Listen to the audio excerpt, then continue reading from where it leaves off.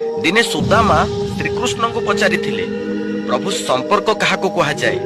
ସୁଦାମାଙ୍କ କଥା ଶୁଣି ଭଗବାନ ଶ୍ରୀକୃଷ୍ଣ ନିଜର ମିତ୍ର ସୁଦାମାଙ୍କୁ ସ୍ମିତ ହସ ଦେଇ କହିଥିଲେ, ଯେଉଁଠି ସ୍ୱାର୍ଥ ଥାଏ ସେଠି ସମ୍ପର୍କ ନଥାଏ, ଆଉ ଯେଉଁଠି ସମ୍ପର୍କ ଥାଏ ସେଠି ସ୍ୱାର୍ଥ ନଥାଏ।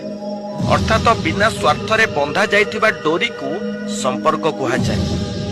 ଯେଉଁଠି ରାଗ, ହିଂସା, କାମ, କ୍ରୋଧ, ଲୋଭ, ମୋହ, ମାୟା ଏସବୁ ଦେଖିବାକୁ ମିଳିନଥାଏ। ଧନ ହେବା ପରେ ଯେଉଁ ମଣିଷ ସମ୍ପର୍କ ଭୁଲିଯାଏ ସେମାନେ କେବେ ବି ଶାନ୍ତିରେ ରହିପାରନ୍ତି ନାହିଁ।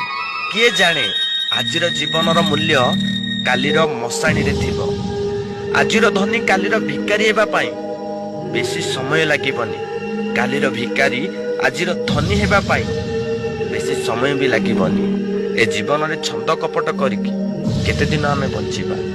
ଯାହା ଆଣିଛେ ତାହା ଏ ମର୍ତ୍ତ୍ୟପୁରରେ ଭୋଗିବା। ଯାହା ନେଇକି ଯିବା ତାହା ଭଗବାନଙ୍କ ଉପରେ ଆନନ୍ଦରେ ଭୋଗିବା।